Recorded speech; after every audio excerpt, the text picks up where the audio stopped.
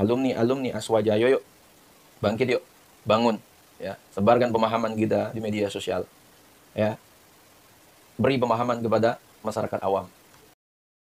Save your knowledge. Allahumma salli ala Muhammad. Bismillahirrahmanirrahim. Alhamdulillahillazi an'amana bi ni'matil iman wal islam wa nusalli wa nusallimu ala khairil anam Sayyidina Maulana Muhammadin wa ala alihi washabbihi ajma'in, amma ba'du. Azabiku semua, alasan kenapa Wahabi itu tak cocok di Indonesia. Begini ya, saya jelasin. Dikarenakan Indonesia itu mayoritas bermazhab Syafi'i. Mengapa tidak mazhab Hambali yang populer di Arab Saudi atau mazhab Maliki yang dipakai Turki, Irak, India, Pakistan, Afghanistan, dan Asia Tengah lainnya?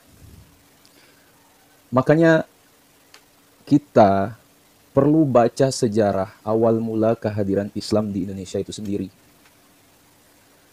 Alasannya ternyata cukup sederhana.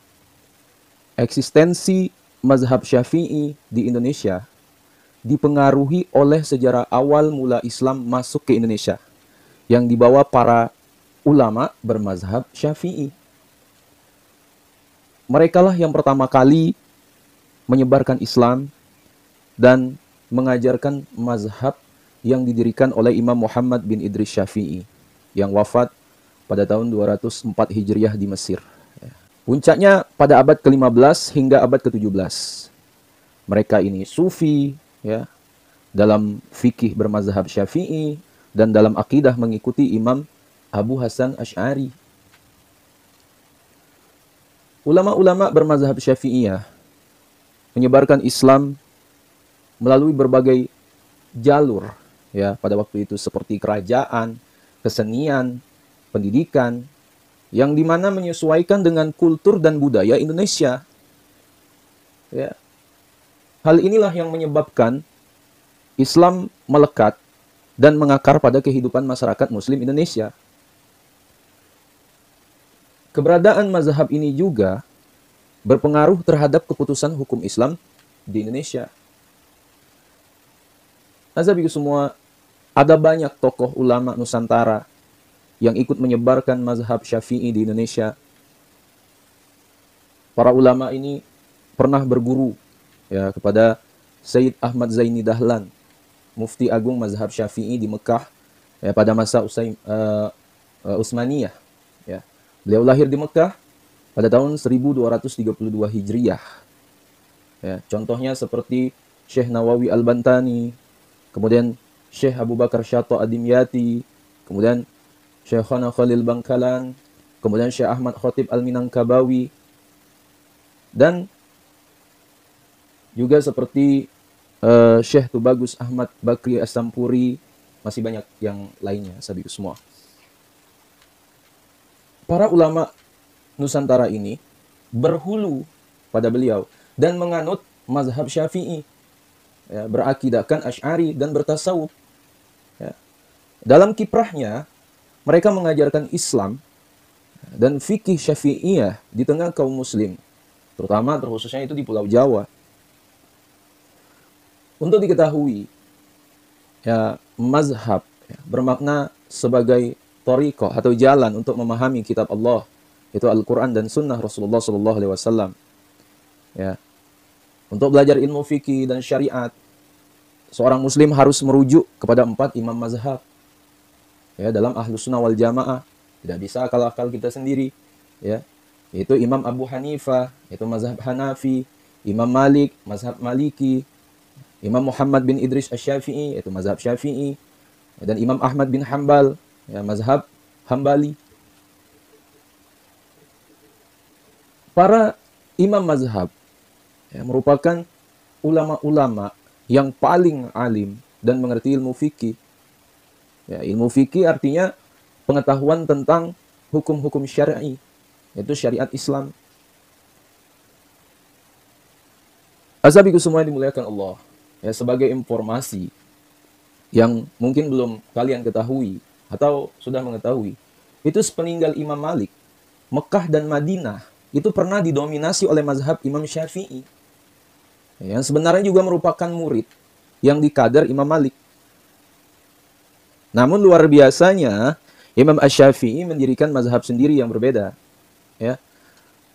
Murid-murid Imam Malik yang lain ada yang masih meneruskan tradisi mazhab Maliki yang tersebar di daerah Maghribi seperti Tunisia, Aljazair, Maroko, kemudian Spanyol dan sekitarnya. Imam Asy-Syafi'i sendiri, beliau berdarah biru Quraisy dan nasabnya itu bertemu dengan nasab Nabi Muhammad SAW, yaitu pada kakek mereka berdua, yaitu Qusay bin Kilab. Ya. Namun di masa jayanya Imam Syafi'i tidak tinggal di Mekah. Ya, beliau mendirikan mazhabnya ini di Baghdad, Irak, yang waktu itu jadi ibu kota peradaban Islam.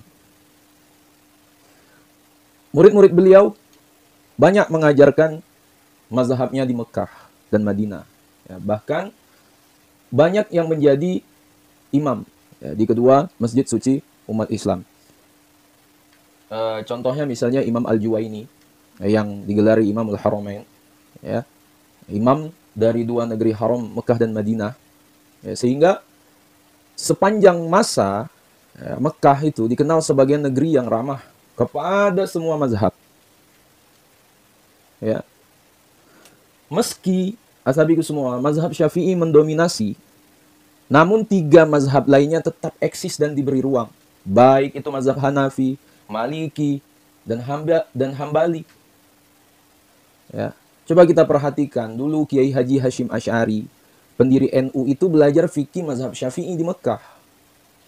Ya, termasuk juga Syekh Yasin Al-Fadani, Musnidul Alam, pemegang sanad hadis. Ya, dan banyak ulama Nusantara yang merupakan lulusan madrasah di Masjidil Haram. Ya, semua mazhab hidup rukun, damai, dan saling bantu. Ya, contoh lain, sosok ulama besar Mekah, Syekh Alawi Al-Maliki.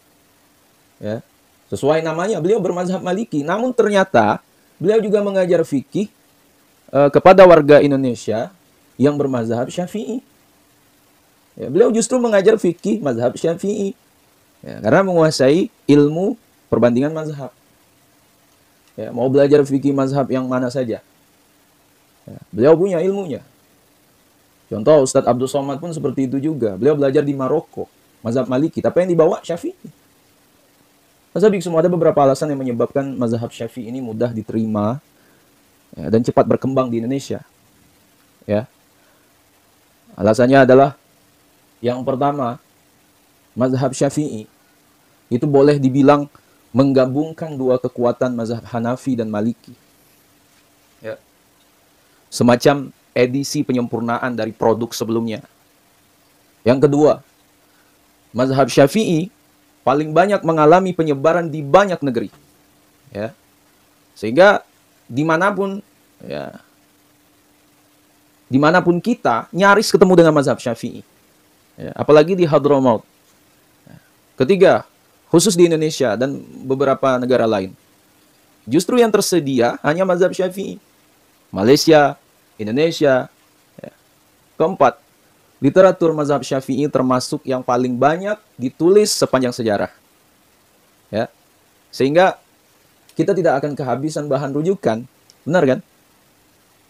Yang kelima, mazhab Syafi'i paling banyak varian ulamanya dengan beragam perbedaan pendapat, ya, secara internal. Ya, sahabatku semua dimuliakan Allah, demikian ya, sejarah eksistensi mazhab Syafi'i di Indonesia hingga menjadi mayoritas dianut oleh Muslim Indonesia dan Asia Tenggara. Ya, pesan saya, ya, terkhususnya para santri, alumni Aswaja, yuk bangkit, yuk bangun, ya, sebarkan pemahaman kita di media sosial, ya, beri pemahaman kepada masyarakat awam demi terjaganya keluhuran negeri kita. Wallahu a'lam. Assalamualaikum warahmatullahi wabarakatuh.